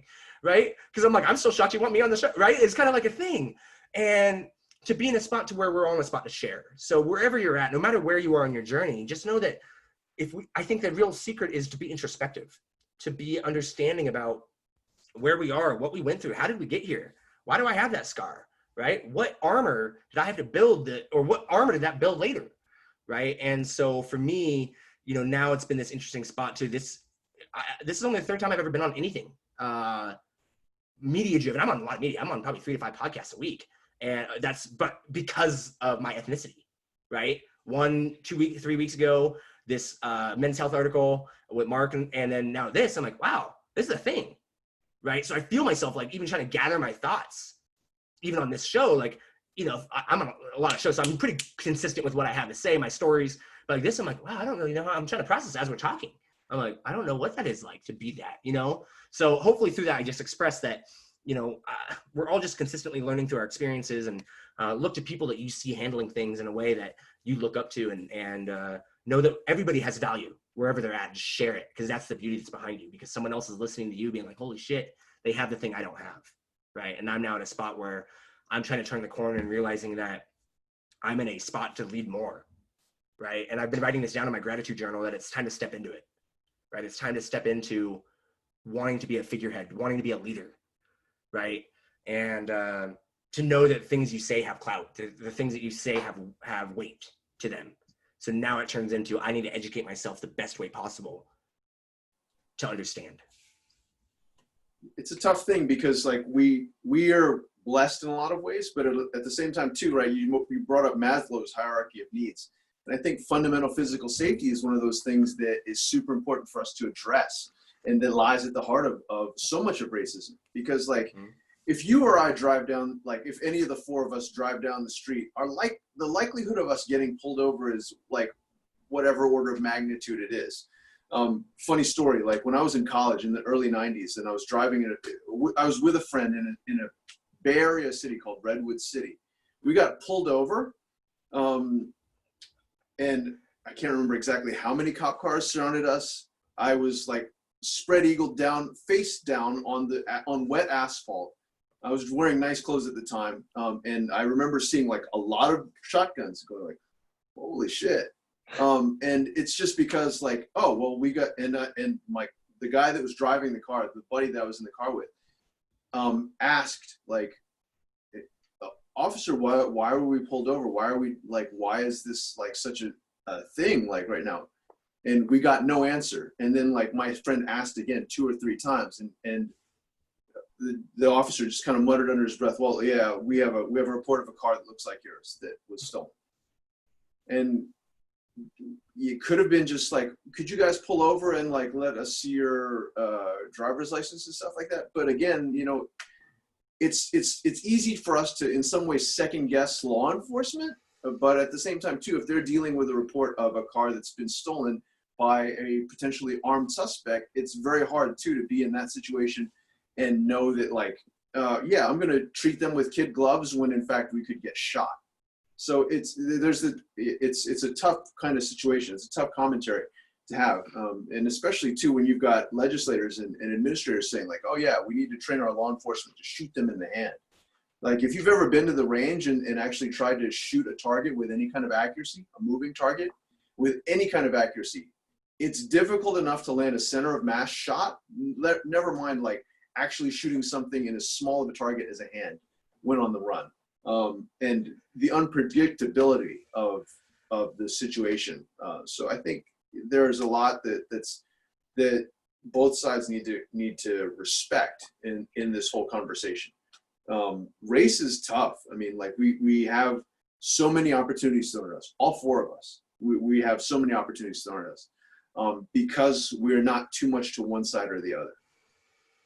As Asians, we benefit from both. Like I say, as an Asian American, like a lot of the people, younger people, generation below me, or like a little bit younger than me, decry like, oh yeah, as an Asian American, you know, we have to put up with this, as we have to put up with that. And like my perspective on a lot of that is, as an Asian American, we're in a particularly dope spot because we get to draw on the heritage of being Asian, or the lineage of being Asian, or the open doors of being Asian, while at the same time having the freedom as an American to pick and choose whatever the hell we want and amalgamate that into our own personal weave. Like that's a rarity. I mean, like if I grew up in Taiwan, or I grew up in Hong Kong, like or certainly in mainland China, right? Like the culture would be homogeneous. So racism wouldn't really be an issue in some ways. However, my opportunities would be so much fewer because it's homogeneous, you get the same shit as everyone else. And you don't get that same access to information, or at least back then compared to now. Mm-hmm. Yeah, that reminded me of a story that really kind of was the first time that I truly realized how lucky I was. My mom would always, Taiha, do you understand how lucky you are? And I'd be like, yeah. I can understand to the extent that she understands that because of what she went through. She grew up in Vietnam. Her parents, my grandparents, lived in this little town in the mountains, rice field. Like when I went there for my grandma's funeral, I don't even remember if there was there had to be electricity, but there was like concrete floors, like it was in the middle of nowhere. And my grandma and my grandpa had an arranged marriage. They became best friends, luckily, and then they became millionaire jewelers in Vietnam, millionaires. And they moved to Saigon before it turned into Ho Chi Minh City. And then the war happened and they got everything taken away. So my mom, you know, she had 5 brothers, 4 sisters, and just this completely different culture than I had ever experienced. And then, you know, having this kind of luxurious life, whatever that kind of looked like in Vietnam, because I don't even know. They still worked really hard for them. Not like they just got to play around because my grandparents were very well off, but they lost everything. And when I grew up, my mom moved to Germany after moved to Germany, taught herself the language, while going to school, had no friends, became a doctor, moved to Hawaii. Like, I am beyond lucky. I don't understand how that all happened, and I am now me. But when I was 13, I went to Vietnam. It was for my grandmother's funeral, and we were walking around in Saigon, where we'd be walking outside for 20 minutes, and then you go inside to take a shower because that's how dirty it is there. And there were these 4 to 6-year-old little kids on the street trying to sell everybody gum for like 5 cents. And I saw this one little girl who was very, very young. I don't even know if my sister was born at that time yet, but just I saw her and I was like, if my mom didn't get out of Vietnam when she got out, I could literally be this little girl selling gum for 5 cents on the street. And it's insane how, you know, in this culture, if you're not exposed to seeing something like that, you can't even really conceptualize what other cultures, what other environments you could be growing up into. And so that was just so wild, because that, you know, what are the chances that that actually happened and I'm living my life now, and not that life in Vietnam, in that country where, you know, the communists took all of their money and they tried to escape for like 2 years. They got caught in the bushes when they were about to get on the boat. Like, it's crazy. And so I totally relate to what you said about, you know, if we choose to look at it this way, we can realize how we got the best of both worlds. Like, we got this beautiful, beautiful culture and this food, and the benefits of being in this country where we have so much more freedom.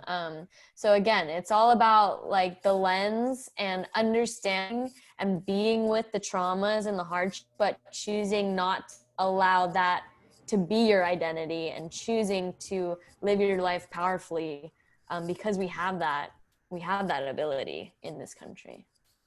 Mm-hmm. And I could really relate with that story. In 2010, I went to China. I visited my grandpa's village. Like, it's in the middle of like nowhere. We actually like saw we went into the room he was born and grew up until he moved to Canada. And there's nothing I did to deserve what all I have in Canada.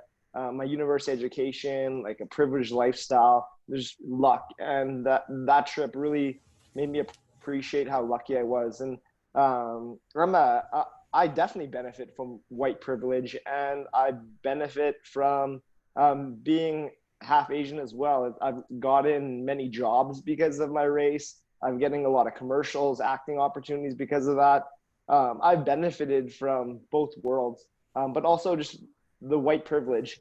And there's a lot of talk about white privilege going on right now. And I'm struggling to understand that, like, I don't think it's a bad thing. Like, it just is.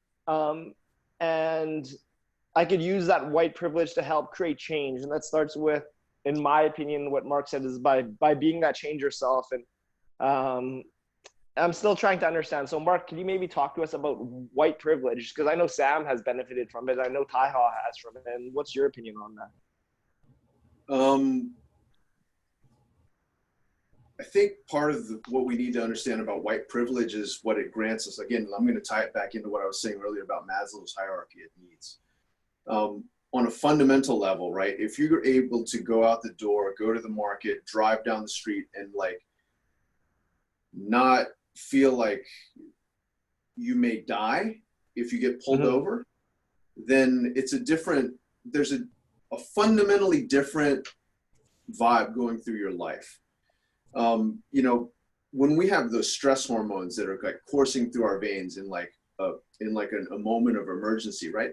Like, okay, you get pulled over and you're stressed out because you're like, shit, am I going to get a ticket? Am I going to get a ticket? Like, is this cop going to, like, what, you're upset about that.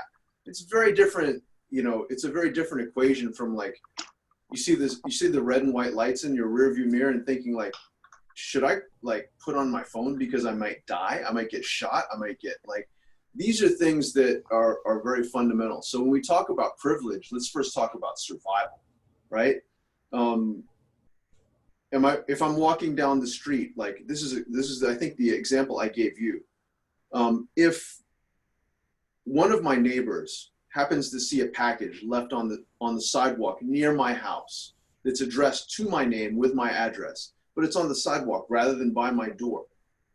If that neighbor is a white guy, then the likelihood of that neighbor, if that neighbor is feeling generous to pick it up and then bring it to my door, is going to be a lot higher than if that neighbor is, let's say, an African-American gentleman. Why? Because like a lot of those people that are in that ethnic minority group are taught that like, hey, if you are an ethnic minority and you do that Good Samaritan deed, and someone doesn't know that that's their package and that you're doing something out of the goodness of your heart for them, for their benefit, they may suspect that you're a crook just based on the skin color, based on your look. Like if I came to your door and you didn't know who I was, you just see a long-haired Asian guy carrying a package at your door, what's going to be your knee-jerk reflex versus like, let's say someone like, I don't know, like a Taylor Swift looking person comes to your door, knocking on your door with a package, right? Like how would you react? So this is an example of privilege, fundamental safety. So like, is someone going to judge you based on your look? And if so, will it affect your, how they react to you? And until they hear your voice, until they hear your story, until they hear that you're like, hey, you're articulate, you're well-spoken, you're educated, you're safe, you're all these things. But like, that takes time. Do you understand? So like in the absence of time, just based on sight, when someone judges you and presupposes you and then, takes an attitude towards you that might be one of like, I got to be over-prepared or I got to be ready to do violence to this person based on your skin color, based on your look, based on whatever, right? Like based on the clothes that you're wearing, based on your fashion. Like these are things that I think need to be addressed and understood on a fundamental level. This is the prerequisite conversation that we need to have as far as race and as far as privilege. Like white kid can go and at least in North America, go and do a lot of things and not have to worry about like, am I going to make it home safe? Am I going to, like I can go to the grocery store and like the likelihood of someone thinking I'm shoplifting, it might be slim to none. Whereas like an African American in certain neighborhoods might be more prone to having that kind of suspicion leveled at them, and unfairly so oftentimes. So like these are things that we need to be really careful and really conscious about. Yeah. But like, let me try to tie this into like sexism, like feminism, male and female. There's an inequality between males and females. And I think the solution is to raise the women up, not pull the men down. Just like in this situation, I think it's to raise the other races up rather than pull the white privileged people down. Like I feel the vibration that we should be punished or we should be shamed because of our white privilege, but it just is. And it's recognizing that and then bringing people up to the level rather than pulling the white people or the white privileged people down. Does that make sense to you? And can you speak on that? I think there's a little bit of both. It's really seductive to go like, we need to do the A rather than B, but I think there are times when there are some things that need to be leveled. There are some things that need to be dialed down a little bit. Man, this is like, I'm going to open up a can of worms here. And unfortunately, I'm not drinking right now, so I'm not going to You don't have to. You could just like, if you put your liquor cabinet next to your office, you just couldn't.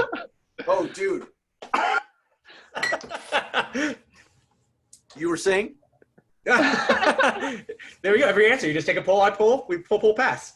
Old school. So, it's funny, like just to segue for a minute here, right? Like I made in early March, I made myself a promise that there were certain like athletic goals that I was going to hit. And until I hit those goals, like, I don't care how many open bottles there are around me, whatever, like what kind of a day I've had, I'm not going to even have a drop. And so like since May, because I've still been working on those goals and because some of them have shifted because of COVID, like I can't do a certain competition or I can't do a certain thing until like this thing gets scheduled. So I'm like, Just itching. Just like, yeah. And so, yeah, I have the open model right about here too. Ready to go. Terrible. So naughty. It's courage. Yeah, well, you know, you got to set a standard and then hang. Wow.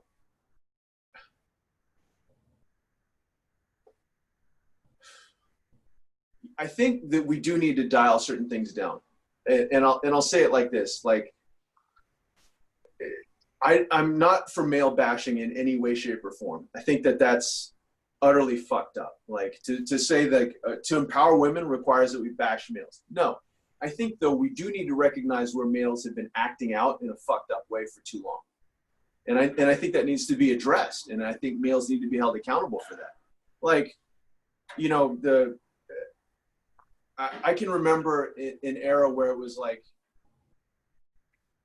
you know, a cute woman walks down the street and you'd see guys like construction workers like smack her on the butt or whatever like that. And it's like, to think about that now is like back then it was already cringeworthy. And it's like, now that's like utterly horrifying. It's assault, you know, and it was assault back then too. But like there was a culture of pipe down and take that shit. You know, and as an Asian in a certain, or any minority, ethnic minority, like the people in power or the entitled people are those that get to do things like that, whether it's an actual physical slap on the ass or it's a social or economic slap on the ass or political slap on the ass and get away with it. So there are times when I think like we need to actually recognize how many of those have occurred, and actually like we do need to dial that down. We do need to take the entitled and notch them down some while we are raising the subjugated up. And I think the moment we start playing like reductionist shit, like, oh, it's this, not that, it's this, not that, we're myopic. We need to be able to see clearly that there's more than a simplistic answer that needs to be in action here. So for sexism, for example, right? Like, I think, yeah, it's seductive to say like, yes, let's just empower women. Like, but how do we empower women? We have to be able to empower women by holding men firmly accountable for all the fucked up shit that they do or have done. So how do we do that with men?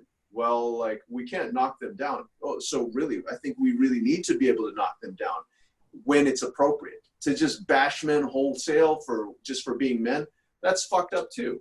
Yeah. Yeah, I just wanted to talk about, I had a conversation with somebody yesterday where we talked about, you know, being an enabler. And sometimes enabling is just doing nothing, right? So if there's all of these ways that are not appropriate that people are being, not stereotyping anybody, you know, people say, oh, men are horrible, you know, that's so dumb. But understanding that if nothing is said, then that story that is okay is going to continue living on. And so just learning how to bring awareness to those things that have just been allowed for too long and creating a new narrative of what is appropriate is really important for whatever we're talking about, sexism, racism, right? It's the enabling by doing nothing about it that I think is what Mark is kind of touching on, where there are behaviors that are not supposed to fly anymore and they're still flying, and bringing that awareness so that we can transform those is super important, I think. You know, if I can add, I think when I mentioned that I'm consistently trying to learn, a big part of the learning for me is that when I hear someone express that there was a challenge as to why something didn't happen because of X, race, sexism, whatever that is, my automatic first response is like, stop fucking bitching, right? Like, fucking put your head down and work, right? And at first I was like, man, fuck it, you're a dick, right? Like, I was very like, wow, why do you have that attitude? And I had to pull back and realize, like, oh, the reason why I have that attitude is because I also put everybody on an equal playing field until they give me a reason not to, right? I look at everybody like, hey, you want that thing? Go chase the thing, right? Like, shit's gonna happen, go after. If you want it, you'll go make it happen, right? But then it's like I start getting into learning more. It's like, oh, I didn't realize that a political game was to affect the minority vote so people couldn't vote in certain areas to affect ballot, right? Because I'm like, oh, shit, that's shady as shit. You know what I mean? I'm going, because I didn't know those are opportunities that economically are preventing opportunities from getting better, right? School systems, everything, do it. And so that's where a big part of my learning has had to come from, is that it's not that people don't have a desire to want more, do the thing, or see a thing they want. It's that what tools have they been empowered with, and what experiences have they had to go through that is causing them to make decisions or act in a certain way, right? And then how can we address that and then help that going forward, right? But I appreciate Mark saying, like, you kind of just got to lead by you doing you, right? By you showing that, right? Which is something that was helpful for me. But that was a big part of me learning, is like, wow, I didn't realize that some of this was around, like areas couldn't grow economically because of political hands jumping in the water, right? And you're like, oh wow, that's hard. That's hard. Like, it really makes it hard to rags to riches, right? And it's been interesting watching, America grow up, because we live in this, the American dream and the white picket fence and the golden retriever. Well, we have to look at, my parents in their 60s, and the message that they were taught was get a job, get security, right? Have a family, reproduce. The message they sent us in my generation, and I'm a late millennial because I'm 86, but was chase your dreams. You can have whatever you want, right? But university was the ticket to that, right? Go to college, because their generation didn't go to college, right? Go to college, then you can do whatever you want, right? My parents didn't go to college. They had no idea what happens when you go to college afterwards, right? That jobs just don't show up in front of you, kind of thing. And to look at now this message that we have, that we've grown up with around chase your dreams, do whatever you want. Well, the fucking internet is created in a way that allows us to do that, exactly that, right? Like, you two we have a podcast, right? You don't have to, you weren't forced to being doctors and lawyers and yada yada or this and that, right? We get to grow up in an era where free thought, creativity is embraced, is supported. That's where I feel like, that's what my definition of white privilege is to me, is that to be able to grow up in a world where you have the opportunity to chase the thing you want. You're not forced to be a certain thing. I'm not forced to be a mechanic because my parents are mechanics. I'm not forced to be in this situation. I can crawl out of that. I can get out of that. I have opportunities to get out of that. And for me, that learning is understanding, like, where are the linchpins of dysfunction that are really causing some of these systems to be corrupt and to have people that don't have opportunity. Because I truly believe you give someone an opportunity, a lot of great things can happen, right? And so that's where my understanding of, like, trying to understand systemic racism is, like, what's going on in the back end? Because I'm also not a hyper political person where I'm following things, right? Like, I'm like, man, by the time I see it, like, it's been mixed up 4 or 5 times, right? A good buddy of mine is an executive producer for channel or NBC News in Houston. And he came from, like, Portland to the news world. And I'm like, that dude has to read so much to keep up with what's going on, but someone's telling him what he's allowed to put on the air and not put on the air, right? And so for me, it's just about, like, trying to learn and be understanding about what I can control to help the situation, but also understanding there are bigger things at play than I ever even knew. And that was the big thing for me, my learning, right? Because my immediate response is, I can do anything I want. Let me just go do it. I want to have a podcast. I want to go be this. I want to be that. I can manifest that. I can be that, right? And to understand, like, people have those things, but, like, holy shit, like, resources are tough. People are in tough spots, right? That's because of opportunities that were created because of someone else's, dipping their hand in that, right? So it's been an interesting thing to try to pick up and learn and understand what's going on. It's tough because, like, I think a lot of people will play small, and we wonder sometimes. It's tempting to say, like, well, wait, why don't you do this? Wait, like, why don't you just work your ass off? Why don't you stand up? Why don't you, if you have this dream, why don't you go do it? Why don't you dream bigger? Why didn't you think that you could do this? And a lot of it is because of its survival. I mean, like, there are times, like, I remember having a very poignant conversation with my father, and he told me, be careful, like, the bird that flies real high in the sky is, like, real easy for the hunters to see and shoot. And I was like, And so the idea behind that was, it's like, the more noise you make, the more flamboyant you are, the more, like, high profile you become, you also become a target. And so, like, when you think about that from a minority or an ethnic standpoint, right? Like, the more, like, flashy clothes you wear, the more you stand out, the more you become this person that, like, like if you, let's just say, drive faster, drive a nicer car, do whatever, right? You are that person that attracts more attention. Therefore, that attention, because it may be negative or it may be dangerous, then on a survival level, you learn to play small. You learn to be like extra humble. You learn to like have a different level of chill. And that chill comes from a place of fear. And, you know, for us as Asian Americans or Asian North Americans, that's a lot that more often than not, we don't have to deal with. But like, if you grow up in a neighborhood where like poverty is a major issue or something like that, where like the local kids that are the have-nots see you dressing extra, like in an extra kind of fashion, that may target you to get beaten up. That may target you to get robbed. Similarly, like if you're driving a faster car and you get pulled over and you're African American and the cop that pulls you over is, you know, not necessarily, what's the right word? Sympathetic, empathetic, understanding, seeing you for who you are, rather like is seeing you through a lens of heightened fear or heightened awareness because they're worried about getting harmed, then like the system, the way the system is, it makes everyone stand on edge of with distrust for each other. So yeah, I think a lot of what we appreciate, a lot of the things that we get to enjoy, we have to recognize that others so don't. Mm-hmm. So Mark, how could we help this Black Lives Matter movement? I have friends that they have African American friends that are no longer friends with them because they didn't want to march. I haven't marched, and I don't really plan on it at this moment. I'm doing other things.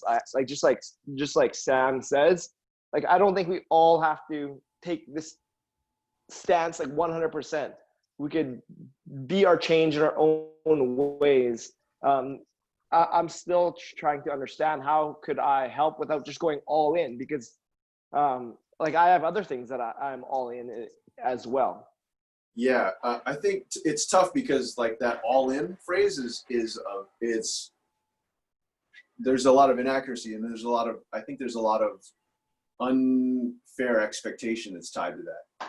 Like, you know, to say that silence is complicity, yeah, I think sometimes silence is complicity, but sometimes silence is because like I need to shut up so I can learn to hear what's going on first and like get the lay of the land. Then I can make an educated comment. So this is why like I'm very like, people say like I vacillate. No. I'm not vacillating on shit. I'm actually pulling back enough to be able to see the 50-foot view. You can be an ally by educating yourself first and foremost, right? Mm-hmm. If you want to play fair, you've got to understand what the realities of the situation are. And if you go knee jerk one side or the other, then like you're just a puppet at that point. So to go like, no, there's no racism, everything's fine. Like that's a knee-jerk reaction, completely unrealistic. On the other hand, if you go, man, like, fuck the police, all the police are crooked, like that's equally as myopic and not genuine. There are plenty of great police out there. The system is such that I think, like I said, the elevated need to be knocked down a little bit in some particular ways where they've been a little too entitled to get away with the wrong things. That needs to be dealt with. People need to be held to account. Certainly also on the bottom end of things where there have been inequities from there, that needs to be addressed. There needs to be a leveling up. But in order for there to be a leveling up, we have to understand like where they have been disadvantaged or where people have been disadvantaged. And so until we can like truly appreciate where those disadvantages are, we can't level the playing field. And so if you want to be a good ally, if you want to be a good supporter, if you want to be like an equitable human being, a fair human being, it starts with taking the time to educate yourself. And then especially, I think the toughest thing is humility. Like I just made a post on this today on my Instagram stories. Like one of the toughest things that we can do in any facet of our human experience, yet probably one of the most productive things that we can do, is assume we are wrong. And the moment we start assuming we are wrong, we open the door to being better at something else. Like this past weekend, I taught an SFG1, Strong First Kettlebell Certification Level 1. And like one of the biggest pieces of advice that I gave was assume that in every single lift you're doing, if you really want to be dope at what you're doing, assume you did something wrong and then hunt for that shit like you're hungry. Once you hunt for that error, like where is that error? What did I do wrong? What could I do better? Like overhead lockout. You'll see people all the time, like they'll do an overhead lockout and their elbow's like this. And it's not because their elbow has a limitation in range of motion. It's because their nervous system is telling them that their elbow is already locked out. And then you go, hey, dude, do me a favor. Can you pump your elbow? And they goes, "Doo," and they go, oh. Like until you start doing that in all the other facets of your life, like examining where you're biased, examining where you're just kind of like dismissive about other people, examining where you're like getting away with that like proverbial slap on the ass. Like until you take like account for that, until you look for those things first and then take account for that, you're never going to be able to be the kind of ally or the fair human being that we would all like to think ourselves to be. Yeah, something that we say in my course that I'm taking is I reserve the right to change my mind. And I think it's so important that we realize that we are no less than for anything that we have ever believed. And we have the capability to continue adapting, continue learning, continue peeling back those beliefs or those ways of being that we have taken on that we may never have even realized we took on or had any idea that was even happening, because that's just what our reality was. You know, say you, I don't know, grew up with parents who did have some sort of racism or something, and you can't control what you take on as a child, because as you said earlier, you become your parents. Usually you take on most beliefs that you live with for the rest of your lives from like ages 0 to 6. So it's not an easy thing to face certain things like that you may have been taking on as truth and living as truth, and it's confronting. And I think a lot of us kind of dealt with that during the whole protest and everything. I started looking at my life. I was like, I'm not racist at all, but I looked for places that I could not have even considered that as a possibility.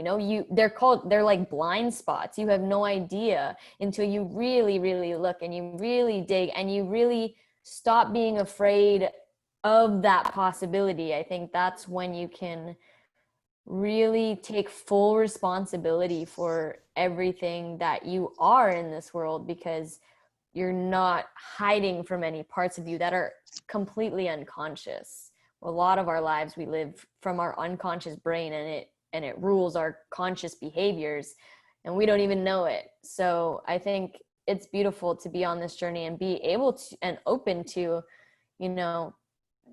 I don't agree with that way of being that I used to be, and I'm okay to change that now. Beautiful. So I'm so grateful for this conversation. I've done a lot of healing on this conversation and woken in a lot of awareness. And with awareness comes opportunity for choice, and with choice comes opportunity for great change. So I'm really thankful for this conversation. And I also did a lot of healing in our original conversation, Mark. So forward progress, and I think that's what it's all about. Sam, let's hear your closing thoughts on our discussion today and about race and everything we've discussed.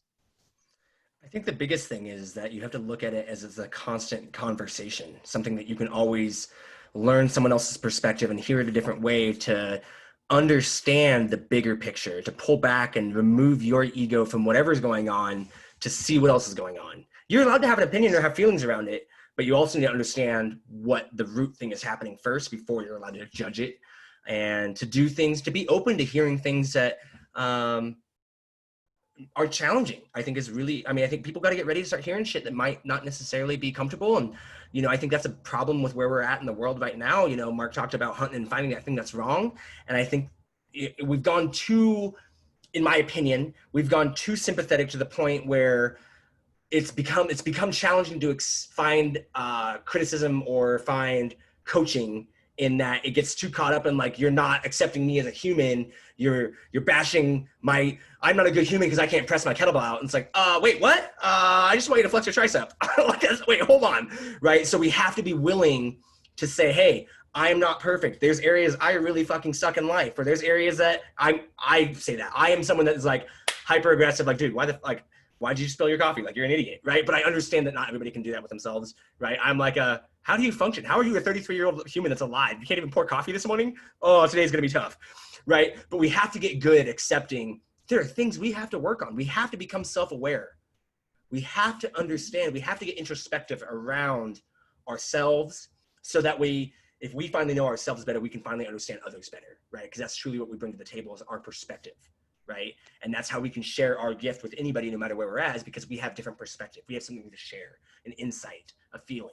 But in order to process that, in order to translate that effectively, we have to understand that we're always in that journey. We can't get mad at ourselves for having been wrong, having said an asshole thing or made a mistake, right? Like, I fuck up all the time, right? Like, so it's like, you can't get mad. Like, I can't get mad at someone else for fucking up. I can get mad at them for not trying, but we just have to try. We have to consistently try to get better. And where can we look at our lives and say, you know what? That is not a spot where I'm entirely happy with how things are going. I can get better here.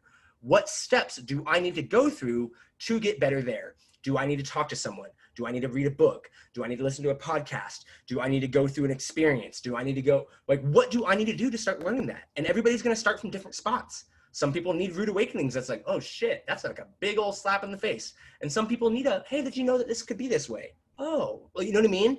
We have to be willing to search for the answer. We have to be willing to search for the question in the way that we need to hear it, so that way we can understand it the best way possible, so we can share it.